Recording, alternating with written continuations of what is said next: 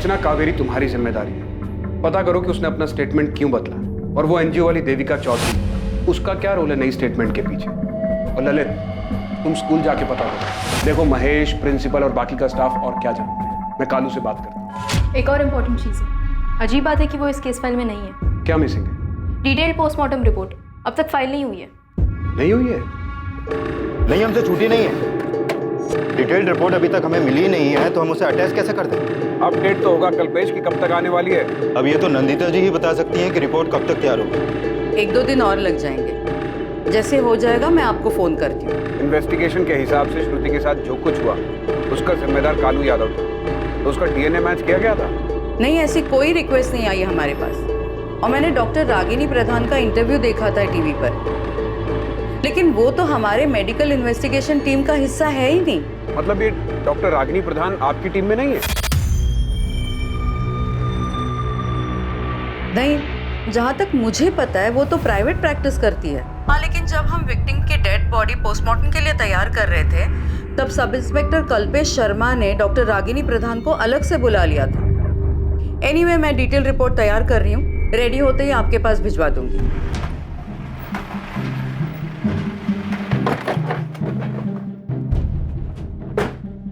कावेरी में तो हाँ, अर्चना कश्यप, क्राइम ब्रांच से। आपको आपकी बेटी के केस के बारे में दोबारा नई टीम से जांच करवानी थी ना? जी। अब वो जांच हम करेंगे। प्रमीला यादव। जी।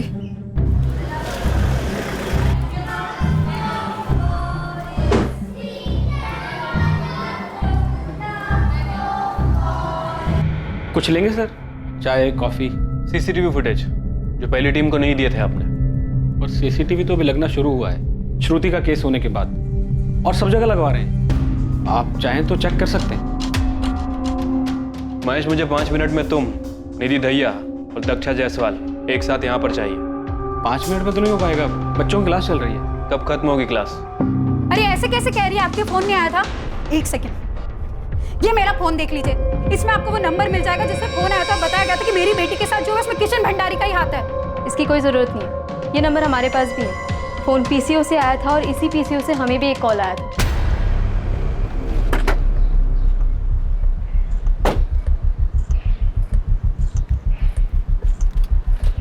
बोलो भाई। Crime branch. पीसीओ है साहब, बहुत लोग फ़ोन करते हैं यहाँ से। लेकिन देखा तो होगा ना तुमने, 2 बार आया था वो। एक बार 20 जुलाई को रात 10:30 बजे एक औरत को फ़ोन किया था। फिर किसने किया है? किसी स्कूल वाले ने ही। और दूसरी बार 25 जुलाई को दोपहर 3:30 बजे मुझे फ़ोन किया था। PSI Lalit speaking, crime branch. आप लोग इस केस पर हो? अब 1 रुपया मिलता है साहब एक फ़ोन का। क्या याद है? तो याद होता तो बता देता। देख, कोशिश कर उस आदमी को याद करने के लिए। बहुत ही काम का आदमी है वो हमारे लिए। आप मुझे थोड़ा वक्त दीजिए, मैं कोशिश करता हूँ। अगर 2 बार आया है तो हो सकता है मोहल्ले का ही हो। अगर फिर से देखूँगा तो याद आ जाएगा। लेकिन साहब ये भी तो हो सकता है कि बाहर का हो और सिर्फ फ़ोन करने के लिए यहाँ पे आया।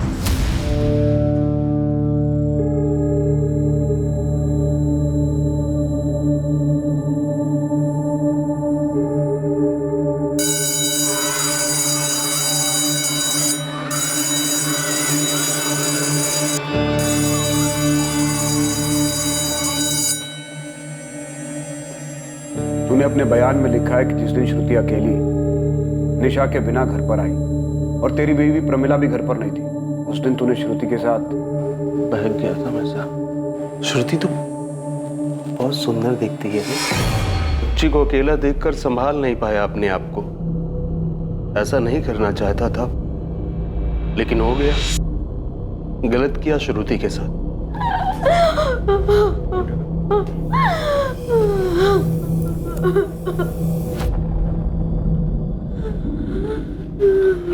जो हुआ उसे भूल जा बेटा।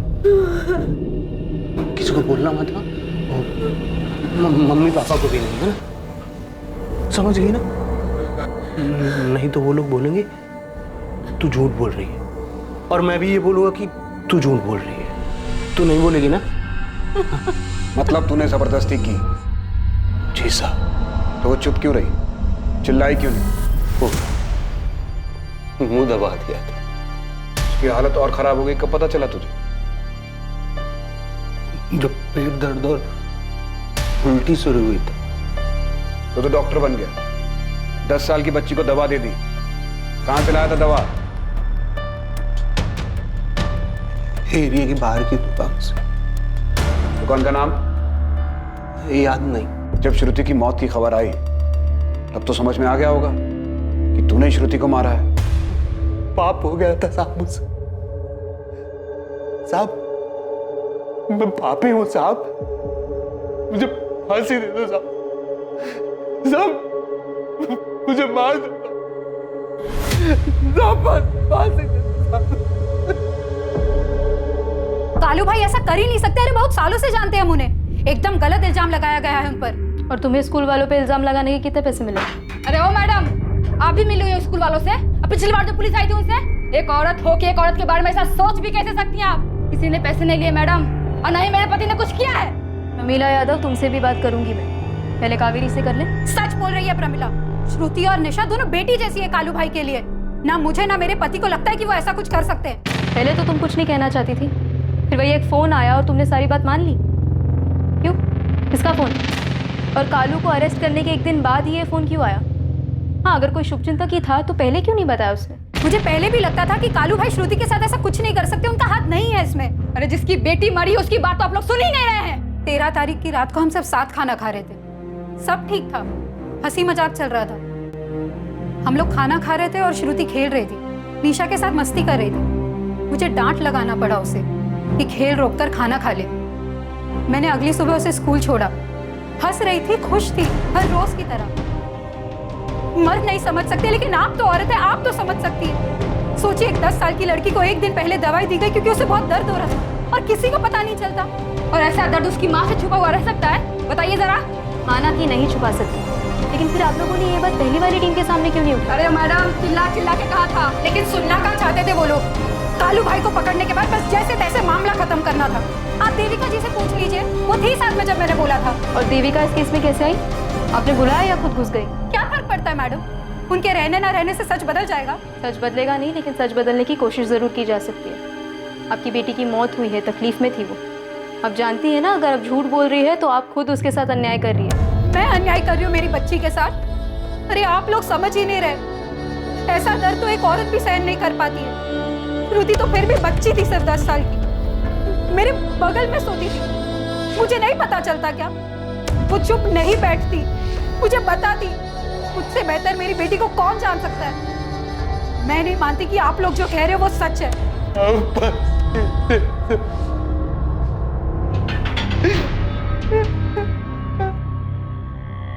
कालू, तू सच बोल रहा है? लड़की चिल्लाई नहीं, किसी से कुछ नहीं कहा, सच कह रहा ना? हाँ साहब, मैं गुनहगार हूँ साहब, हूँ मैं साहब, मुझे मार दो साहब, मुझे फांसी चढ़ा दो साहब, मैंने कर दो साहब। कोई तो सच छुपा रहा है सर, कुछ बड़ा झोले आप। या तो कावेरी और प्रमिला दोनों भर भर के झूठ बोल रहे हैं, या तो फिर कालू को अपनी बलि देने का शौक चढ़ा है। ऐसा कैसे हो सकता है? दोनों पार्टी के बयान अलग हैं। मतलब साफ है कि दोनों में से कोई तो झूठ बोले। सर, ये दो बाहुबलियों की वर्चस्व की लड़ाई है, कोई आपसी रंजिश हुई होगी इनकी। अब इससे उनको तो कोई फर्क नहीं पड़ेगा, पर बेचारे ये गरीब लोग जरूर पिस जाएंगे इस पैसों के खेल में। त्यागी सर ने ठीक ही कहा था कि बच्चे की लाश पर रंगमंच सजा रखा है इन लोगों ने। कोशिश बेकार है तुम्हारी जगदीश। मैं जानता हूँ देविका चौधरी तुम्हारे कहने पे मेरी बदनामी कर रही है। लड़की की जान चली गई और तुम्हें अपने नाम की पड़ी है भंडारी। उस लड़की के साथ जो दुष्कर्म हुआ है उसका परिणाम तो भुगतना ही होगा। कानून को अपना काम करने दो। कब तक बचाओगे कानून से? जगदीश, ये कानून की पट्टी किसी नौसिखियों को पढ़ाना। मदन लाल भंडारी नाम है मेरा। लाख कोशिश कर लो, मेरा बाल विवाह नहीं कर पाओगे। और इसे चेतावनी समझो या धमकी, अगर तुम नहीं रुके तो मैं शुरू हो जाऊंगा। फिलहाल तो मेरी सलाह मानो भंडारी, और अपने स्कूल को बचाओ। इन क्राइम ब्रांच वालों के हाथ कुछ लग गया ना तो ताला लगा देंगे, तुम्हारे स्कूल पर भी और तुम्हारे बेटे की आजादी पर भी।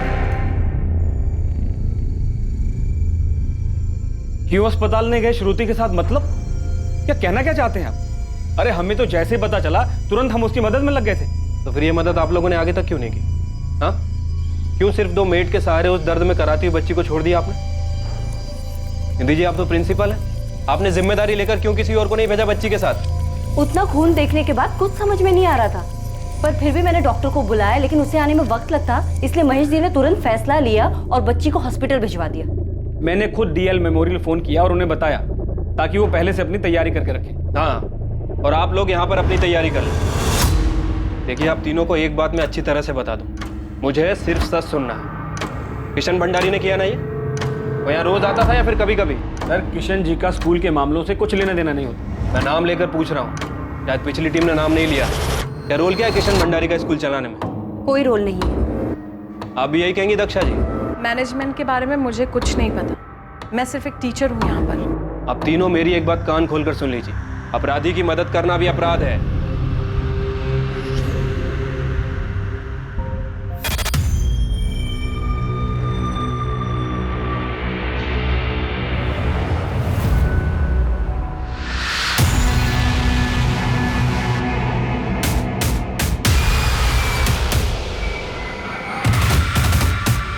ये झमेला तुम ही देखो महेश, मैं रेजिग्नेशन दे रही हूँ। सोच लीजिए मैडम, ये दो बाहुबलियों की आपस की लड़ाई है और बेवजह स्कूल को बदनाम किया जा रहा है। आरोपी तो जेल के अंदर है। वो क्राइम ब्रांच वाले गलत तो नहीं बोल रहे ना महेश? क्यों तुमने श्रुति को हॉस्पिटल में सिर्फ सादिया और आरती के साथ भेजा? खुद क्यों नहीं गए? मुझे क्यों नहीं कहा? मैडम, जब मैं था ना, आप भी वहीं थी। अब आप सारी जिम्मेदारी मेरे कंधों पर डाल रही ना। मैंने आपको रोका था कि वहां मत जाओ, किसी को मत भेजो। मैं तो सिर्फ कोऑर्डिनेटर हूँ, आप प्रिंसिपल हैं, जिम्मेदारी आपकी बनती थी। तो अब तहकीकात किस दिशा में करनी है ये भी आप लोग बताएंगे हम। मैं तो आप लोगों को दिशा दिखाने की कोशिश कर रहा हूँ ताकि आप लोग पहले वाली टीम की तरह भटके नहीं। अरे भाई, शुभचिंतक हूं मैं आप लोगों का। बहुत बहुत शुक्रिया जगदीश जी हमारी चिंता करने के लिए। सर, चल क्या रहा है यहाँ पे? ये मदन लाल फोन करके बोल रहा है कि केस को गलत दिशा में मत ले जाओ। त्यागी ठीक ही कह रहा था। ये री इन्वेस्टिगेशन केस को घुमाने के लिए शुरू करवाया गया है। सब लोग अपना अपना मतलब पूरा करना चाहते हैं। सर, वो एनजीओ वाली देविका भी आई थी अर्चना से मिलने। आप लोगों को बस इतना बताना चाहती हूँ कि भंडारी परिवार काफी कुछ छुपा रहा है। वो हम पता कर लेंगे। उस लड़की को जानबूझकर निशाना बनाया गया मैडम। निशाना बनाया गया? क्यों? गरीबी मैडम, गरीबी। उस लड़की की माँ ने फीस कम करने की रिक्वेस्ट की तो उन लोगों ने ऐसा बदला लिया। क्या बोल रही है आप कि श्रुति को टारगेट किया गया था? डॉक्टर नंदिता, जिस पर हम काम कर रहे हैं उससे भी कुछ अलग मिला है क्या? अब तक जो भी सामने आया है ये उन सबसे अलग है। ये सुनकर आप शॉक्ड हो जाएंगे। मुझे लगता है ये सारी चीजें जानबूझकर छिपाई गई, केस को दबाने के लिए कवर अप किया गया है। मैं अभी पहुंचा। पुरानी टीम कह रही है कि उनको भी नहीं पता था ये। झूठ बोल रहे हैं वो लोग। मैंने जब किशन भंडारी का नाम लिया था तभी बताया था उनको कि मैं फीस कम करवाने के लिए स्कूल गई थी। हम पति पत्नी मिलकर भी इतना ही कमा पाते कि किसी तरह घर चला सके। कोशिश रहती है कि बच्चों को भूखा ना सोने दे। श्रुति के अलावा एक और बेटी है हमारी, 5वीं से उसे भी यही पढ़ाना है। मैं समझ सकती हूँ कावेरी, लेकिन अगर फीस कम कराने की बात है तो तुम महेश जी से बात कर लो। इस मामले में वही कुछ कर सकते हैं। फैसला तो अनामिका जी करती है, मैं तो सिर्फ रिक्वेस्ट कर सकता हूँ। तो सर जी, आप उनको बताइए ना हमारी हालत के बारे में। ठीक है, मैं बात करता हूँ, लेकिन अगर तुम खुद अनामिका जी से जाकर उनकी कोठी पर बात करो तो ज्यादा बेहतर होगा। मैं गई थी उनके कोठी, लेकिन अनामिका जी नहीं मिली, ये किशन मिला वहाँ। कौन सी क्लास में है? बता श्रुति। 7th स्टैंडर्ड में। ठीक है, मैं देखता हूँ हम क्या कर सकते हैं। बड़ी मेहरबानी होगी साहब, थोड़ा बोझ हल्का हो जाएगा। आप फिक्र मत कीजिए, मैं बात करता हूँ अनामिका से भी और महेश से। जो होगा आप बता दें। कितनी कम हुई थी फीस? नहीं हुई, उसके पहले मेरी बच्ची को मार डाला। तुम गई कब थी उनसे बात करने? ये साल शुरू होने के पहले। तुम्हें किशन भंडारी पर ही क्यों शक है? वो फिर आया था तुम्हारी बेटी से मिलने? मेरे सामने तो नहीं मिला, लेकिन मैं जानती हूँ ये उसी ने किया, कालू भाई ने नहीं। क्या मिला आपको डॉक्टर? आपने कहा शॉकिंग है। विक्टिम को किया गया था, उसके साथ अस्वाभाविक दुष्कर्म हुआ है। अस्वाभाविक दुष्कर्म? यस।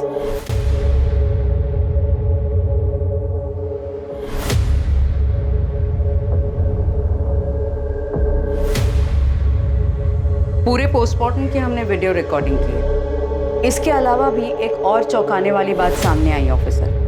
विक्टिम की डेड बॉडी से हमें किसी पिल के कोई भी ट्रेसेस नहीं मिले। उसके साथ बहुत बुरी तरह से अस्वाभाविक दुष्कर्म हुआ है, जिसकी वजह से बहुत खून बहा और डेथ हुई।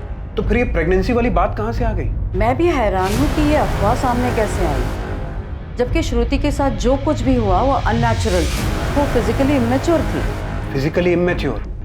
मतलब आप ये बोल रही हैं कि वो पेट से हो ही नहीं सकती? किसी भी हाल में हो नहीं सकती।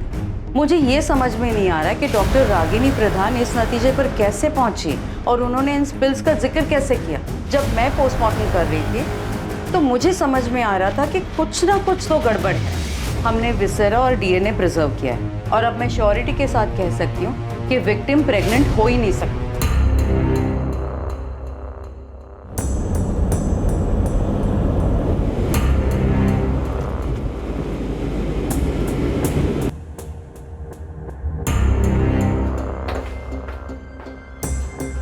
सर, श्रुति की मां कावेरी का कहना है कि वो श्रुति की स्कूल फीस कम करवाने के लिए किशन भंडारी से मिली और वो एनजीओ वाली देविका, उसने भी कहा है कि इसी वजह से श्रुति को टारगेट किया गया था। सर, मैंने एफएसएल ऑफिसर आशीष त्रिवेदी से बात की है। सर, आशीष ने श्रुति प्रेग्नेंट थी ही नहीं। सर, उसकी पोस्टमार्टम रिपोर्ट में सामने आया है कि उसके साथ अस्वाभाविक दुष्कर्म किया गया था, इसीलिए उसे ब्लीडिंग हुई और वो फिजिकल इनमैच्योर था, इसलिए वो प्रेग्नेंट तो हो ही नहीं सकती थी। लेकिन सर, ये थ्योरी इन्वेस्टिगेशन में कहाँ से आई? अगर ये बात सच है तो फिर अभी तक हम लोग किस पर काम कर रहे थे? सर, अगर ब्लीडिंग अस्वाभाविक दुष्कर्म की वजह से हुई थी तो शायद उसके साथ जो हुआ था वो स्कूल में ही हुआ होगा, और वो भी ब्लीडिंग शुरू होने से थोड़ी देर पहले। बहुत से लोग शामिल हैं इसमें, सबने मिलकर खेला है नाटक। सबसे पहले तो डॉक्टर रागिनी प्रधान से मिलना पड़ेगा और उस एफएसएल ऑफिसर से भी। कैसे मिले उन्हें टॉयलेट में अंश? कैसे पहुंचे इस थ्योरी पे जो पॉसिबल ही नहीं है? 4 बजे आ गए। आप ऐसे अंदर कैसे आ गए? Crime branch. देखिए ऑफिसर, अभी मेरा पेशेंट देखने का आपने 10 साल की बच्ची को प्रेग्नेंट कैसे बताया? क्या बेस था आपके पास?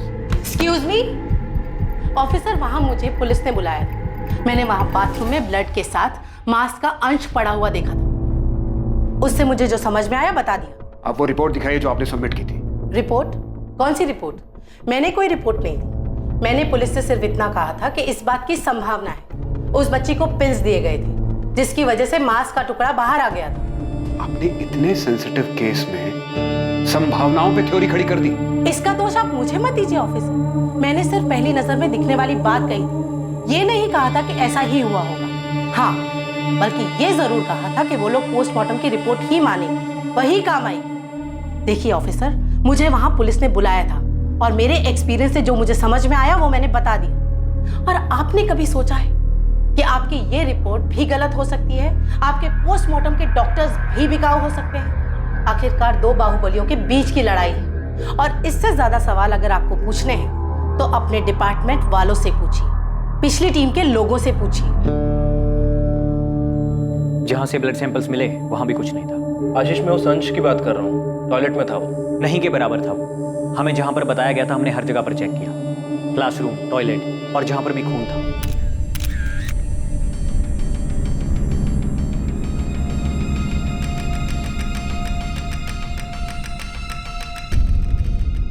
मैं जानता हूं कि तुम उस अंश के बारे में बात कर रहे हो जो टॉयलेट से मिला था, लेकिन मुझे लगता है वैसा है नहीं जैसा बोला जा रहा था। मैंने डॉक्टर नंदिता से बात की कि विक्टिम के साथ ऐसा दुष्कर्म नहीं हुआ था। आशीष, ऐसा भी तो हो सकता है कि कोई गलती हुई हो, सीन को क्रिएट किया गया। ये मैं नहीं बता सकता। हम उन्हीं चीज़ों को जांचते हैं जो क्राइम सीन से मिली होती हैं। इसमें मैं क्या सीन क्रिएट कर सकता हूँ? उसके साथ अस्वाभाविक तरीके से दुष्कर्म हुआ था। बहुत बुरे तरीके से हुआ था। डॉक्टर जयदेव का मानना है कि जिस अंश के बारे में बात हो रही है वो आंतों का टुकड़ा हो सकता है। आंतों का टुकड़ा?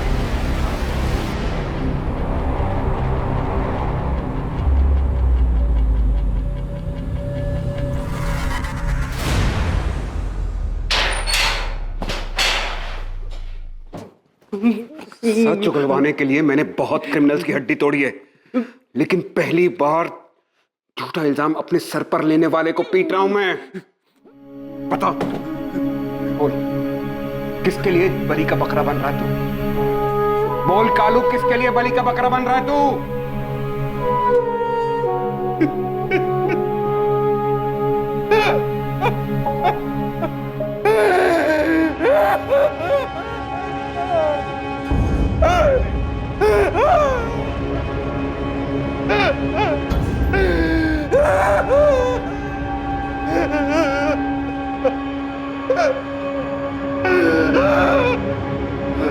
पानी पी।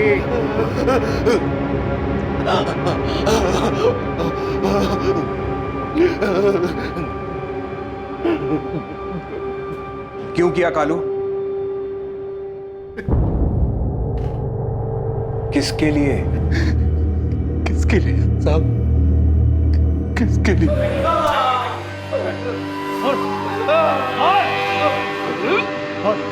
तूने किया ना रेप? हाँ? तूने किया ना? पहले वाले साहब दिन रात मारते थे, ऐसा लिटा के पता नहीं कैसे कैसे साहब कहाँ मारा है साहब, हम दिखा भी नहीं सकते आपको। वो बड़े साहब ने मुझे बताया कि मैंने क्या किया, तोते के जैसे रटा दिया। किसी ने भी नहीं सोचा कि उस बच्ची को मैं बहुत ज्यादा प्यार करता था, अपनी बेटी के जैसे।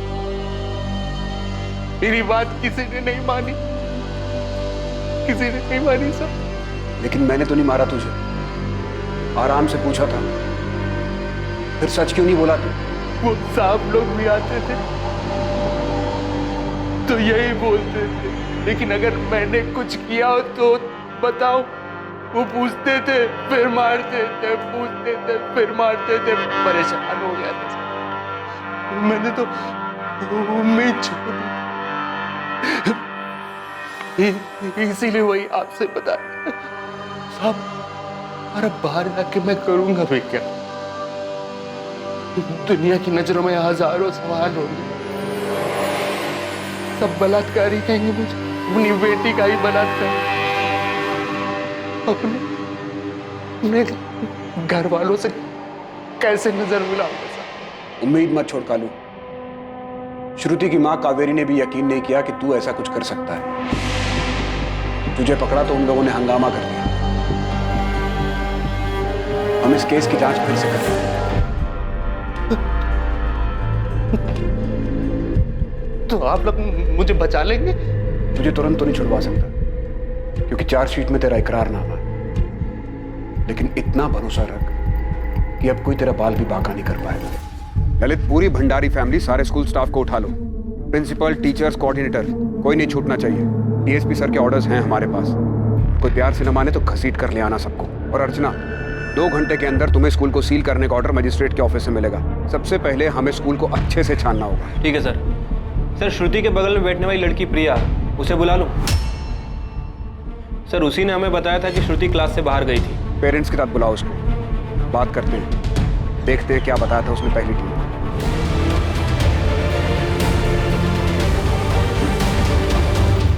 मेरी तरफ इशारा कर रहे हो माथुर? इशारा नहीं कर रहा हूं त्यागी, सीधे सीधे पूछ रहा हूं। इस केस में तुमने अपराधियों के साथ मिलकर काम किया? जो मुंह में आए बको मत, सोच समझ कर बोलो।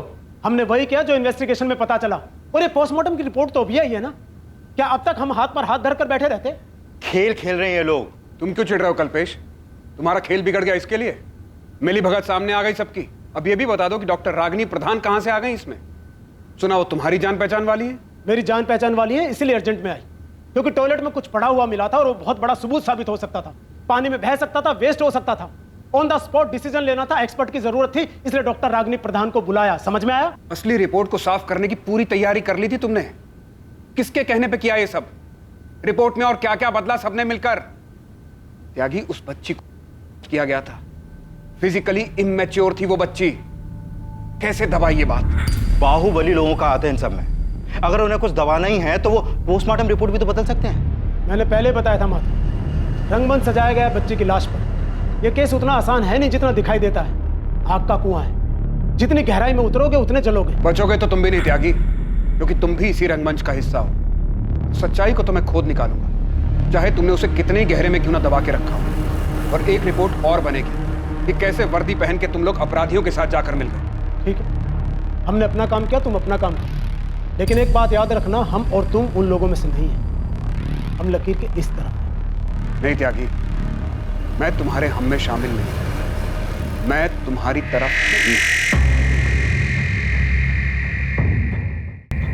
गलत दिशा में जा रहे हो ऑफिसर, गलती कर रहे हो तुम। गलती तो आप सुधारिए भंडारी जी। अब समझ में आया कि आपने केस को किस दिशा में भटकाया था। सर मेरी बात सुनिए। आप लोग जगदीश पाल के बहकावे में आ रहे हैं। वही मास्टरमाइंड है इस सब फसाद का। पता कीजिए आप। वो पोस्टमार्टम रिपोर्ट में उसी ने हेराफेरी करवाया। वो सब हम पता कर लेंगे, लेकिन अभी तू बताएगा कि तूने क्या हेराफेरी की है। चल सर।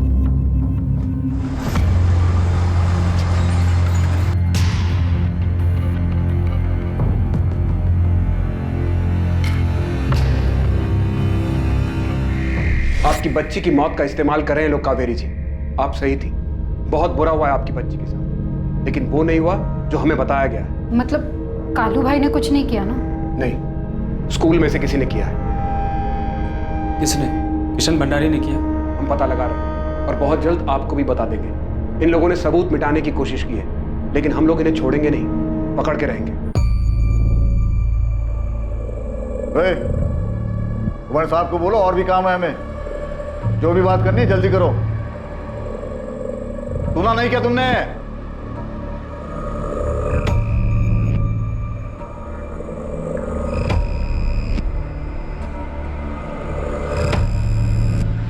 प्रिया, क्या देखा था आपने?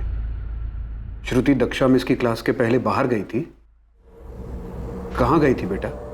पता नहीं अंकल, मैं क्लास में थी, लेकिन मुझे लगा उसको किसी ने बुलाया था। मैंने ये बात पहले भी बताई थी। आपने ये बात पहले बताई थी? वो जो दूसरे पुलिस वाले अंकल है ना, उनको। श्रुति को किसने बुलाया था ये देखा तुमने?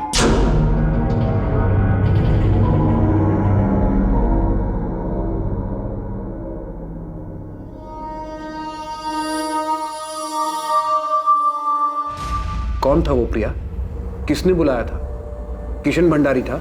तुम किशन भंडारी को जानती हो ना? नहीं, पर मैंने देखा नहीं कि उसे किसने बुलाया था। डरो मत बेटा, हम जानते हैं वो कोई स्कूल वाला ही था, है ना? कौन था वो? पता नहीं अंकल, पर मैंने सच्ची में नहीं देखा।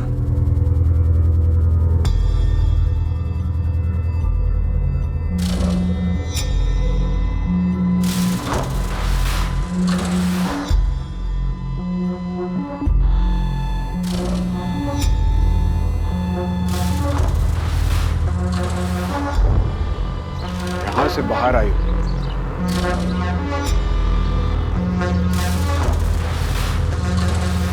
सर, इस तरफ तो क्लासरूम्स है, बहुत ज्यादा बच्चे होंगे, हो सकता है कि इस तरफ गई।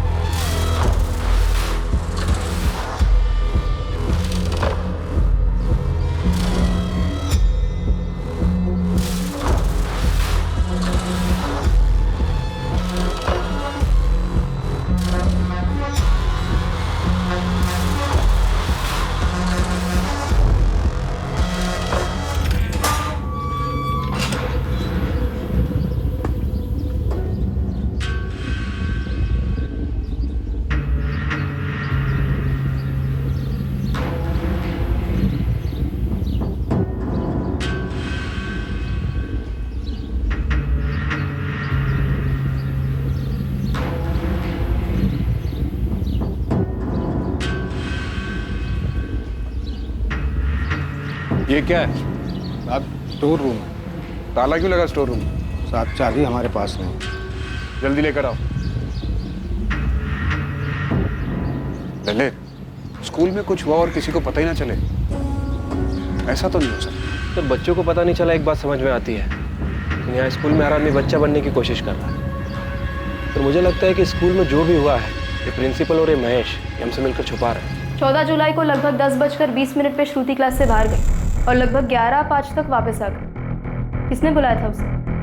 किशन भंडारी ने या आप में से किसी एक ने निधि जी? मैडम, हम कुछ नहीं जानते। किशन जी का स्कूल के मामलों से कुछ लेना देना नहीं, तो वो स्कूल क्यों आएंगे? तुमसे पूछा मैंने, तुम्हारी शक्ल से ही झूठ टपक रहा है, तुम चुप रहो। निधि जी आप बताइए, क्या वो किशन था? मुझे नहीं पता, मैं अपने ऑफिस में थी, अगर वो आया भी होगा तो मुझसे नहीं मिला। आपसे मिला नहीं है? आप अपनी नौकरी बचाने के लिए उसे बचा रही हैं। अरे नहीं चाहिए ऐसी नौकरी, वैसे मैं ये नौकरी छोड़ रही थी, परेशान हो गई जवाब देते देते। बच्ची की जान चली गई, आपके स्कूल में सोडोमाइज किया गया उसे, और आप परेशान हो रही है जवाब देते देते। क्यों? क्योंकि आपसे स्कूल मालिक के फैमिली के बारे में पूछा जा रहा है। क्योंकि मुझे सच में नहीं पता, लेकिन शायद इस महेश को पता है, कुछ छुपा रहा है। मैंने इससे पहले भी कहा कि अगर कुछ भी पता है तो बता दे, लेकिन कुछ बता ही नहीं रहा है। मुझे समझ नहीं आ रहा कि मुझे क्यों घसीटा जा रहा है इस सब में। अरे जो कुछ हुआ ही नहीं तो कैसे बोल दूं? मैडम उस दिन किशन जी स्कूल आए ही नहीं थे। किशन नहीं तो कौन था? क्या वो तुम थे? तुमने बुलाया था श्रुति को क्लास से? अरे कैसी बातें कर रही हैं आप? मैं उस छोटी बच्ची के साथ ये सब करूंगा? उसके पड़ोसी कालू का काम है ये, और पहले वाली पुलिस उसे पकड़ भी चुकी है। पता नहीं अब आप लोग उसे बचाने की कोशिश क्यों कर रहे हैं।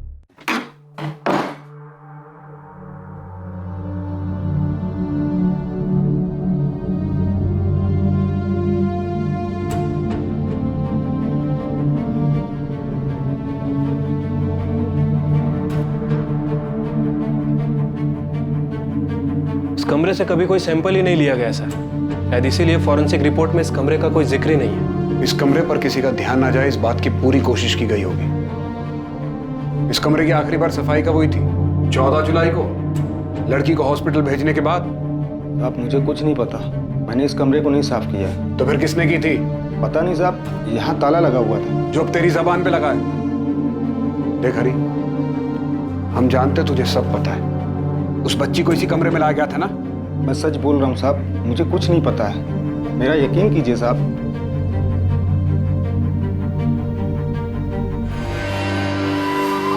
इंस्पेक्टर तुम जानते नहीं कि मदन लाल भंडारी कौन है, वरना कल दोपहर से इस तरह हमें यहाँ पे बिठा के नहीं रखते तुम। जब तक तुम सच नहीं बता देते तुम यहाँ से बाहर नहीं जाओगे मदन लाल। किशन तुमने किया ना उस बच्ची के साथ? और ये भी बताना कि तुम लोगों ने मिलकर कैसे सब कुछ मैनेज किया। बात तो सही है इंस्पेक्टर। किशन लाल भंडारी, उस बच्ची को कहाँ बुलाया तूने? स्टोर रूम में ना? क्यों फर्जी कहानी बना रहे हैं आप लोग? हाँ, मेरे पापा का नाम खराब करने के लिए, मुझे फंसाने के लिए? सर सच यही है कि मैं वहां गया ही नहीं था, मैं स्कूल नहीं गया था, मैं वहां जाता ही नहीं हूं सर। और इस नई कहानी के लिए तुमने और तुम्हारी पोस्टमार्टम टीम ने जगदीश से कितने लिए हैं? तुमने कितने दिए थे इंस्पेक्टर त्यागी, सब इंस्पेक्टर कल्पेश और डॉक्टर रागिनी प्रधान को?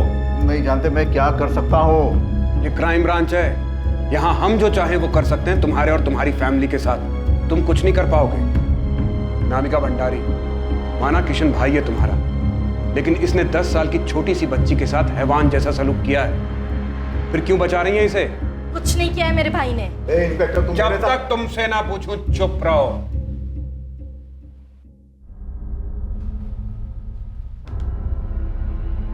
अनामिका, 14 जुलाई को महेश ने 11:10 के बाद तुम्हें 6 कॉल किए, 2-2 मिनट के, और महेश ने 2 कॉल तुम्हें किए मदन लाल। 11:10 से 11:35, यानी इस 25 मिनट के बीच में तुम लोगों को 8 बार कॉल किए। क्यों? ये इंसिडेंट हमारे स्कूल में हुआ, इमरजेंसी सिचुएशन थी, और किसी कॉल करते? मैं भी नहीं बता रहा। इमरजेंसी तो थी, किशन की गंदगी जो समेटनी थी तुम लोगों को। मदन लाल और अनामिका को तुम पल पल की खबर देते रहे महेश, और महेश तुम लोगों से पूछ रहा था कि आगे क्या करना है, कैसे किशन को बचाना है। जबकि श्रुति की मां को तुमने 11:45 पर कॉल किया, उसे हॉस्पिटल भेजने के बाद, और उसके बाद इंस्पेक्टर त्यागी और सब इंस्पेक्टर कल्पेश को कॉल किए गए। ये रहे सारे कॉल रिकॉर्ड। इन कॉल रिकॉर्ड से कुछ नहीं साबित कर पाओगे तुम इंस्पेक्टर। ये सारे इस केस से ही जुड़े हैं। मैं उस स्कूल का मालिक हूं, तो जाहिर है कि महेश इमरजेंसी में मुझे ही कॉल करेगा ये गाइडेंस लेने के लिए कि आगे क्या करना है, कैसे करना है, कैसे चीजों को रफा दफा करना है। कुछ नहीं कर पाओगे तुम, कुछ भी नहीं साबित कर पाओगे तुम। भूल है तुम्हारी। किशन ने खून किया है, सबूत तो हम ढूंढ लेंगे। मेडिकल नहीं हुआ ना तेरा? चल तेरा मेडिकल करवाते हैं, देखते हैं अब कैसे बचेगा तू। तो बेवजह टाइम वेस्ट कर रहे हैं आप लोग। इन सब का अरेस्ट पुलिस डायरी में नोट कर लेना, ताकि रिकॉर्ड रहे कि एक्शन हुआ था। मेरा फोन लाओ। सर यहाँ फोन देना अलाउड नहीं है। तो जाके इंस्पेक्टर त्यागी तक मेरा एक मैसेज पहुंचा दो। सर यहाँ मैसेज देना भी अलाउड नहीं है। अर्चना, इनकी एकता में फूट डालो। मुझे लगता है इनमें कमजोर कड़ी महेश है, वो सब जानता है और टूट भी सकता है। उससे कहो कि सब सच बता देगा तो बच जाएगा। जी सर, लेकिन क्या आपको लगता है कि हमारी मेडिकल काम आएगी? सिर्फ मेडिकल से काम नहीं चलेगा, इन्वेस्टिगेशन में बहुत गड़बड़ है, हमें कुछ स्ट्रॉन्ग गवाह चाहिए। इससे काम नहीं बनेगा। लेकिन डॉक्टर नंदिता, उसने जबरदस्ती किया था बच्ची के साथ, तो उसके प्राइवेट पार्ट पर इंजरीज आई होंगी। बिल्कुल आई होगी, पर आज की तारीख देख रहे हैं आप। इंसिडेंट 14 जुलाई को हुआ था, अच्छा खासा टाइम बीत चुका है। गलती तो हुई, पहली वाली टीम ने पब्लिक प्रेशर में आके उसे कस्टडी में तो लिया, लेकिन किशन का मेडिकल नहीं कराया, वरना सच कब का सामने आ जाता। श्रुति की बॉडी से आप लोगों को कोई डीएनए, कोई सेमेन कुछ मिला? कैसे मिलता माथुर? बहुत खून बह चुका था और ऊपर से वो 2 मेड्स, उन्होंने सफाई में कोई कसर नहीं छोड़ी थी। अब हमें भी कोई कसर नहीं छोड़नी चाहिए। ये लोग इतनी आसानी से मुंह खोलने वाले नहीं है। खेल खेला इन्होंने, हम भी खेल खेलेंगे। वो महेश ही अर्चना, हमें जो चाहिए वो महेश ही दे सकता है। महेश को ऑफर दो कि सरकारी गवाह बन जाए, वो सब कुछ बता दे तो बच जाएगा। सिर्फ यही एक तरीका है। हमें किशन को पकड़ने के लिए कुछ स्ट्रॉन्ग सबूत चाहिए। केस में हुई गड़बड़ असली मुजरिम को बाहर जाने का रास्ता देने के लिए की गई लग रही थी। लगातार इंटेरोगेशन के बाद भी संदिग्धों की चुप्पी असली आरोपी और पुलिस के बीच दीवार बनकर खड़ी थी। महेश चतुर्वेदी, जो शायद इकलौता ऐसा इंसान था जिसे इस अपराध के बारे में सारी जानकारी है, वो अपनी जुबान से टस से मस नहीं हो रहा था और किसी भी हालत में कुछ भी बताने के लिए तैयार नहीं था। किशन भंडारी के मेडिकल से भी कुछ मिलने की आस बहुत कम थी। मैंने कहा था इससे काम नहीं बनेगा। आप लोगों ने बहुत देर कर दी। किया तो उसी ने है। जमकर कूटेंगे तो मान भी लेगा। तो कोर्ट में पलट जाएगा, तब क्या करेंगे आप? स्टोर रूम का क्या हुआ?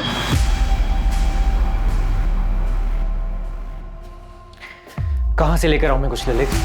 बहुत देर हो गई है, कुछ नहीं मिलेगा। कोशिश करो आशीष, जो भी हुआ इसी कमरे में हुआ है। हुआ होगा, लेकिन कोई हमें यहाँ लेकर नहीं आया, वरना सफाई होने के बाद भी मैं कुछ न कुछ तो निकाल ही लेता। लेकिन अब कुछ नहीं हो सकता।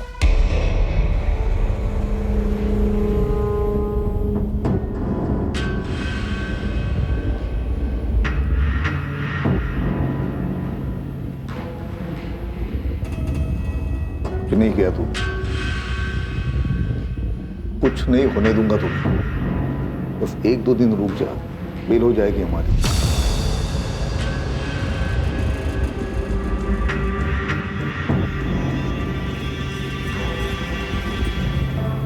सर, कल रात भी उस महेश की पलक को एक बार भी झपकने नहीं दिया, लेकिन अभी तक कुछ बोला नहीं है उसने। स्टोर रूम से कुछ नहीं मिला? नहीं सर, फॉरेंसिक ने 6 घंटे मेहनत की, लेकिन। और उस फोन पर इंफॉर्मेशन देने वाले का, जिसने हमें और कावेरी को कॉल किया था? पीसी वाले मुस्ताक को फॉलो अप कर रहा हूं मैं। मैम, अगर किशन स्कूल आया भी होगा तो मैंने उसे नहीं देखा। मुझे पता है इस सब में महेश शामिल है। श्रुति की माँ फीस कम करवाने के लिए अनामिका के पास गई, लेकिन मिल गया उसे किशन। तभी से उसके मन में शैतान घुस गया होगा।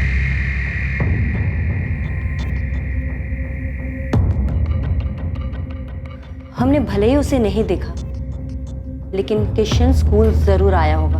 क्राइम ब्रांच वाले बोल रहे हैं कि जो कुछ भी हुआ है वो स्कूल के स्टोर रूम में हुआ है।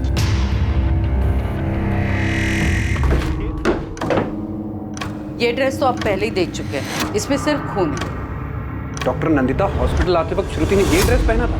हाँ, इसी में आई थी वो। कैसे? क्योंकि क्राइम के वक्त तो उसने कुछ और पहना था।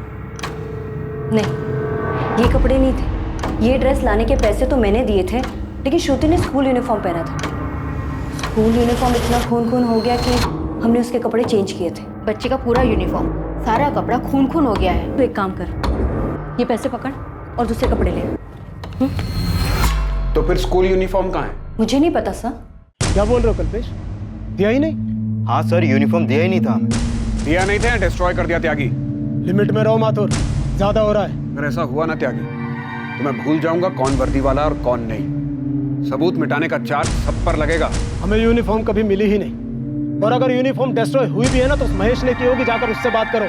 हमने अपना काम ठीक से किया, हम पे कीचड़ मत उछालो। महेश, श्रुति की स्कूल यूनिफॉर्म कहाँ है? School uniform? मुझे नहीं पता। एक महेश अब तक जितना तोड़ा है ना, वो सिर्फ ट्रेलर था, समझा? यूनिफॉर्म सच में कहा मुझे नहीं पता। अफरा तफरी का माहौल था, कहाँ गया मुझे क्या पता। सर, यूनिफॉर्म मिल सकता है।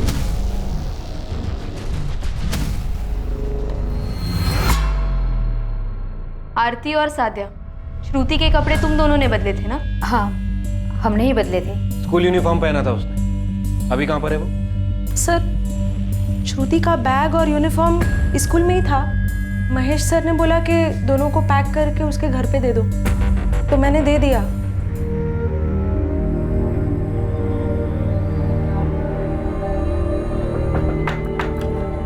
कावेरी बहन, श्रुति का बैग, कपड़े भी है इसमें।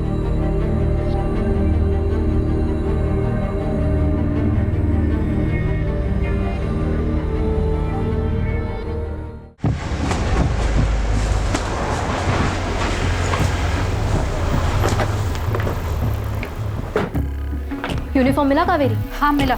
यूनिफॉर्म साफ तो नहीं किया ना तुमने? नहीं मैडम, जैसा मिला था वैसे ही अलमारी के ऊपर रख दिया ताकि दिखाई ना दे।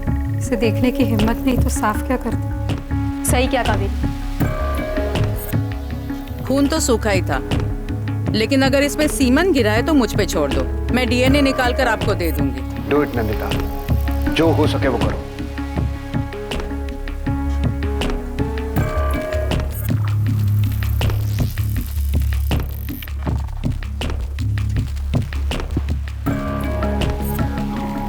बड़ी भूल हो गई किशन जी, बस उम्मीद करो कि उन्हें यूनिफॉर्म पे कुछ ना मिले।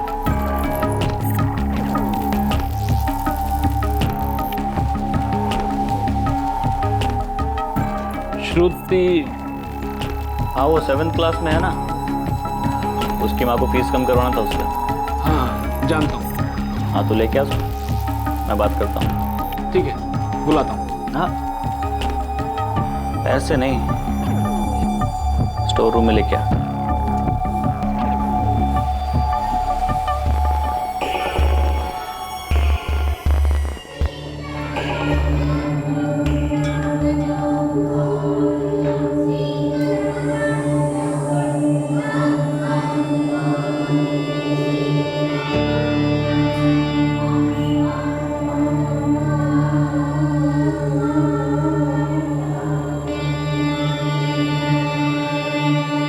किशन जी आए बेटा, तुम्हारी फीस कम कर दें। चलो बात कर लेते, सब कुछ बताना अपने बारे में अच्छे से, जो भी पूछे सब बताना और घबराना मत, ठीक है?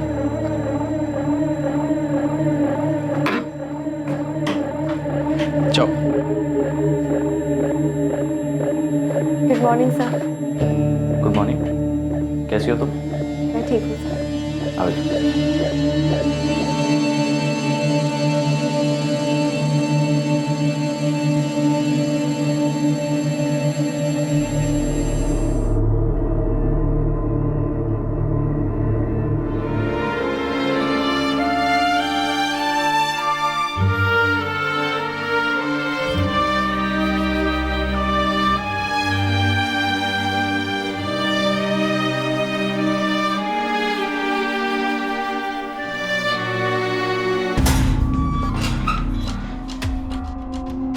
चल तेरा टाइम पूरा हो गया, उठ। अरे उठ, चल।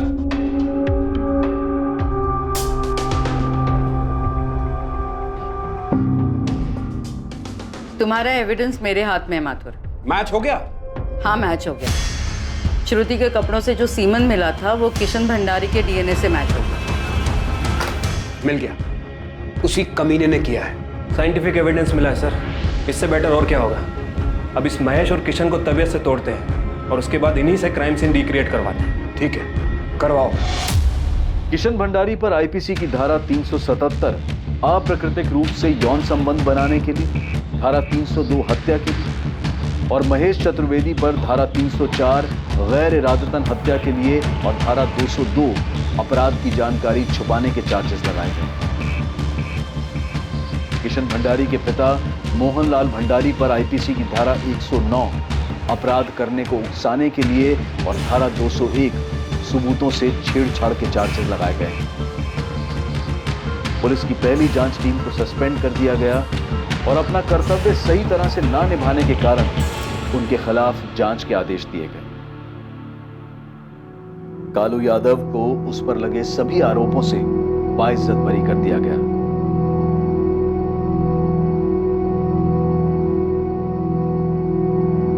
कावेरी अपनी बेटी को न्याय दिलाने के लिए लड़ी और आखिरकार उन रसूखदार और ताकतवर लोगों तक पहुंची जिन लोगों ने जुर्म से भागने के लिए बहुत कुछ किया था। कोई खबर? नहीं सर, पीसीओ वाले के पीछे लगा हूं, लेकिन जिस कॉलर ने किशन भंडारी का नाम आगे किया था उसके बारे में कुछ पता नहीं चल रहा है। कोई नहीं, केस को सही बंदे की तरफ घुमाने में बड़ी हेल्प की है उसने। नहीं भी पता चले तो ठीक है। सर वैसे मुझे लगता है कि कोई स्कूल से ही होगा, शायद उसकी इंसानियत जाग गई होगी और उसने हमें फोन कर दिया।